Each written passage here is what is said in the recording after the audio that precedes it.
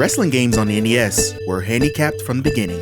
While the NES was a really advanced cartridge-based console for the time, it didn't lend the squared circle much leeway in making good games. Despite that, 9 games in total were made for the NES about the craps, and I bet you want to know which one is the best and which one is a jobber to the stars. In this list, I'll go over each of them briefly, listing its pros and cons with its position depending on how much I like them. Be warned, the first few smell a little rotten already. And at the back of the line, you'd be surprised that it's not M.U.S.C.L.E, which I've crapped on in the past. No, I found this monstrosity worse than M.U.S.C.L.E. Tag Team Wrestling was released in 1984 by Data East. It was released for arcade, the Apple II, Commodore 64, and then the NES in 1986. So how does this game start out being the worst? Easy. No choice in character. You are stuck as the Ricky Fighters, as the game tells you. And your opponents are always the strong bads. Hee meme, yeah, I get it. Although it doesn't really matter, the animations look the same for all fighters, missing frames included. Technically, this is a tag team match, so you can tag in your partner if you start getting low on health, and then they'll interfere on their partner's behalf. Now, good luck triggering that on purpose. Usually they just come in whenever they feel like it, and immediately stop the opponents from performing a move, then running back to the outside. Even after winning against the strong bads, you face them again, and again, and again. It's not like the rest of the game is worth tolerating the lack of character variety. This is a one-button fighter. Literally one button does much of the fighting, and most of the time, you're supposed to combine the button with directional buttons to form a move. I say supposed to, because it doesn't work half the time. Yeah, you can throw your opponent out the ring and hit them with a weapon, but surprisingly, that doesn't help this game at all. It's very bad. Good news for the rest of the games, though. You can't get much worse than this. Good news, M.U.S.C.L.E, you aren't the worst wrestling game on NES. You're just a really bad game. Tag Team Match, M.U.S.C.L.E, was released for the NES in 1986 by Bandai. Based upon the Kinnikuman Ultimate M.U.S.C.L.E franchise, you pick between 8 different color palettes disguised as wrestlers, and overall, just get the jump kicking in the ring. One button jumps, the other attacks, and that's all you get really. You supposedly can do a back body drop if you're close enough, but I've never experienced it. The trainer on the outside will sometimes throw in a collectible that will allow each wrestler to perform their specialty move, which, to be fair, is actually different depending on the character and not just superficial. And if you win, you continue on against a new wrestler in a changing ring endlessly, and if you lose, you lose. The game is definitely bad, but after tag team wrestling, I can at least appreciate that this game tried. It failed, but it tried. Finally, we've come to the first game under Vince McMahon's grapefruits. WWF, of course, was the most powerful territory at this time, after acquiring a bunch of competitors, and WCW was just now forming an identity. WWF was the first to attempt a video game, and you know what? It wasn't very good. WWF WrestleMania was released for the NES in 1989 by Rare and Acclaim Entertainment, complete with boiled Uncle Hot Dog on the front. And what you gonna do when Hulkamania and the largest arms in the world run wild on you? You pick your favorite meathead with a bit of their theme playing during the match, which includes old-timers such as Hulk Hogan, Macho Man Ted DiBiase, Andre the Giant, the Honky Tonk Man, and Bam Bam Bigelow for some reason. And then either a single match or a tournament. No tag team matches at all. You start the match, and you see the wrestlers looking like toddlers in the play ring, with the Sky Gyron taking up a lot of space on the screen. This game is probably the most frustrating of them all, as the wrestlers move like they're in molasses, and to connect with your opponent means having to line up directly in front of them in the 4 cardinal directions. Because what is a diagonal? You can attack with a kick with one button, or use a punch/specialty move with the other. The results may vary if it will work or not. Most of the time, you're going to miss your opponent, and this happens all the time. Matches devolve to opponents moving in circles around each other, and one going down every now and again. And in case you're wondering, it's very boring. Not much grappling in this wrestling sport here, just punches and weird limb movements. Not the best efforts from Titan Towers on the first attempt. WWF WrestleMania Steel Cage Challenge was released in 1992 by Sculpture Software and Acclaim, and was released on the NES, Master System, and Game Gear. Boiled Uncle Hot Dog returns on the title screen, but he's not as terrifying as last time. Like the last game, you're given some classic wrestlers to choose, along with a few new additions like the Mountie?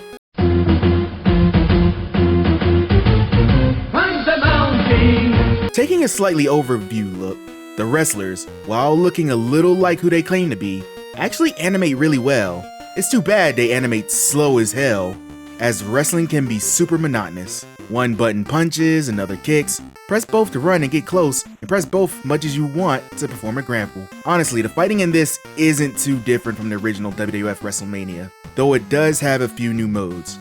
Along with the single and tag message, you also get the tag and WWF Championship modes, which is a gauntlet against all the other wrestlers in pursuit of championship gold.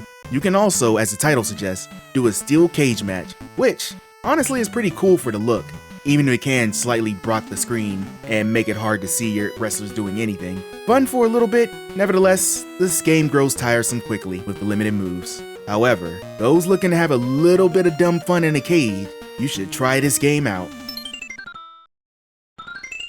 WWF King of the Ring was released in 1993 by Grey Matter Inc.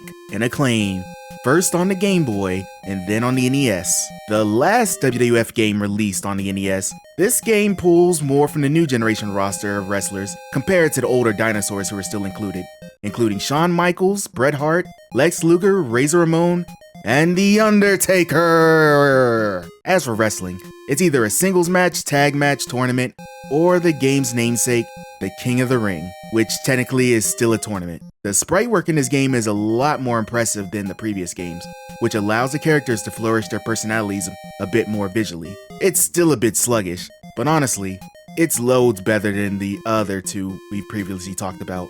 It plays like a straight up fighting game honestly, with the life bar underneath signaling when to pin your opponent. You get a button to punch and a button to kick, with other moves going to the directional movements along with the buttons. Now that sounds standard by this point, but it really isn't. You'll just end up using the suplex over and over and over again and stomping your opponent on the ground because it's the easiest thing to do. The judgment over who wins a grapple is based upon who can press the A button faster. So if you're good at that, congrats! You basically conquered the game. And as someone who is looking for a little bit more depth, it's pretty lacking here. The fighting isn't too hooking, so you'll probably get bored sooner than later and move on. WWF WrestleMania Challenge was released for the NES in 1990 by Rare and Acclaim, the best out of the classic NES WWF games. WrestleMania Challenge is different from the other three WWF games. For one, you're on an isometric grid with the wrestlers themselves looking like wrestling toys. Second, you gain a Survivor Series mode, which instead of 5-on-5, it's 3-on-3. But oh well, it still works, and it's fun. You also get a more varied group of characters to choose, including yourself. I don't remember when I turned Caucasian, but whatever. I would rather play as yourself than even look at Brutus Beefcake. This game is a little tricky. You get a strike button and a grapple button, and pressing them together unleashes a powerful strike at the cost of your health, conveniently located on the side of the rings. One problem: the grapple can be super wonky. Trying to grapple in this game is difficult because you can't even tell if you're pressing the right button half the time. Something the computer has absolutely no difficulty with whatsoever. I ended up losing a lot in this game, and although it's better than the rest, it's still not what I'm looking for in an NES wrestling game. Now, after all this Federation garbage, it's WCW's time to shine, and to be honest, it's not too bad. WCW Wrestling was released for the NES in 1990 by Nichibutsu and FCI Inc. The actually broad group of wrestlers includes stars like Ric Flair, Sting, Road Warrior Animal, and WCW Master? Yeah, this game actually includes a varied list of wrestlers from the Southern promotion. 12 in fact. But you choose either single or multiplayer, regular, tag team matches, and then your moves? Yeah, you literally assign your grapple moves per directional input. That's a new one for me. Anyway, the match starts and wow, see how fast this looks? Graphics in general aren't the best, but the wild Miami Beach Technicolor is better than the bland black look of the other games. But this game is actually fun, mostly due to the fact that moves can actually be performed relatively easily, and the game is fast enough that you don't get bored just trying to perform even the basic stuff.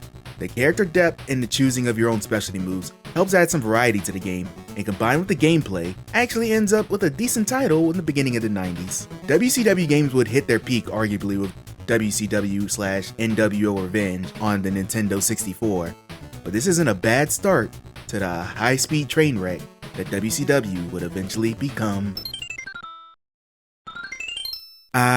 The old meme classic, From Starman to A Star Is You. This is probably the most well-known NES Pro Wrestling game there is. But does it hold up? Pro Wrestling was released in 1987 by Nintendo, first for the Famicom, then for the NES and arcade. You pick through a variety of characters, all the same body type, but different colors and facial features, and you go through a gauntlet of your fellow athletes. Pro Wrestling doesn't do much fancy, but honestly that's okay because the fighting itself is functional. You can punch with one button and sidekick with the other, and get used to the sidekick, that's quickly what both sides will rely on. To grapple, you get close and combine with the button combinations, do suplexes, Irish whips, and even throw your opponent out of the ring. Each character has a special move that does massive damage, and the match either ends with a pin or timeout.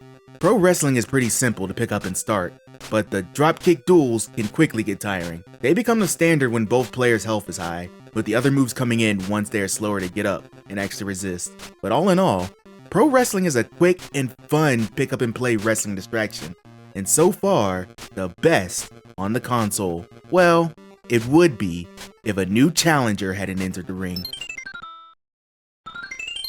Now this is the outright best wrestling game on NES, and it's not even close. Tecmo World Wrestling was released for the NES in 1990 by Tecmo. While not based upon a specific property, except maybe Tecmo, and with all original characters who may or may not be cheap knockoffs of existing characters, Tecmo World Wrestling does what most of the other games don't, and let you have fun just wrestling. First of all, the choice of characters are varied even though a lot of moves are shared, but each character has their specialty move that does slightly more damage, and some even have personal variations of moves. Before each match, you have the chance to do a minigame to increase your power, which helps out a lot if you're getting your butt kicked. The moves are expansive only with 2 buttons, and controls are simple. 1 button kicks, 1 punches. In order to grapple, you get close to your opponent and press a direction plus a button to do a move. I know I've said that for a lot of games, but this game, it actually works. Now sometimes you really wonder how the game decides whether you or the opponent wins the grapple, but that's background noise. Lastly, there's a commentator at the bottom of the screen at all times, actively commentating on the mat. And when you do a special move, you get these beautiful NES graphics showing how badass your wrestler is, while the commentator loses his mind. This game is a real love letter to early professional wrestling that can't be matched by the others. And as the games jump from 8-bit to 16-bit, games would only get better. Disagree with my list? Give me your best wrestling game on NES in the comments. Take care, have a good one.